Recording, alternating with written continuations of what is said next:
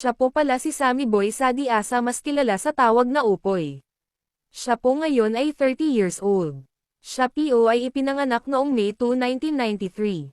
Si Upoy po pala ay nakatira sa sitio Santol, Barangay Payumpon, Mamburao Occidental, Mindoro. Siya po ay isang PWD na may cerebral palsy. Tatlo po sila magkakapatid, at si Upoy po ay pangalawa, ang dalawa niyang kapatid may mga pamilya na rin. Noong si Upoy ay 10 taon gulang, ang nanay niya ay namatay. Ang tatay niya naman po ngayon ay may ibang pamilya na. Ang buhay po ni Upoy ay sobrang hirap, simula noong namatay nanay ni Upoy at nawala sa piling niya. Siya po ay nagpalipat-lipat ng bahay kung sino ang mag-aalaga sa kanya.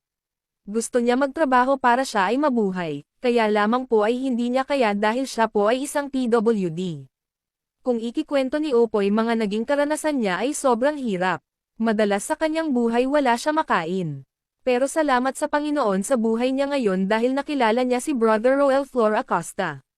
Dahil sa kanyang mission nakilala at natagpuan niya si Upoy. Dumating yung panahon, inampon na rin niya si Upoy at itinuring bilang tunay na kanyang anak. Inaalagaan niya si Upoy ng maayos at nakakakain na rin sa tamang oras, dahil ang buhay ni Brother Roel Acosta ay mahirap lamang. Para matulungan niya si Upoy, ginawan niya si Upoy ng personal Facebook page. Dahil sa awa at pagmamahal ng Diyos kay Upoy, maraming mga taong ginamit ng Panginoon para subaybayan ang buhay ni Upoy. Lahat po sila ay nag-follow sa personal page na Love Upoy. Sa ngayon ang page ni Upoy ay 105,000 followers na. Makikita natin sa loob lang ng ilang buwan ay dumami na ang sumuporta sa kanyang vlog. Salamat din po sa inyong pagmamahal kay Upoy. Salamat din po sa inyong panonood, pag-share, pag-like at pag-follow. Sa inyo pong gagawin ay malaking tulong po ito kay Upoy. Love kayo ni Upoy, love ninyo din si Upoy.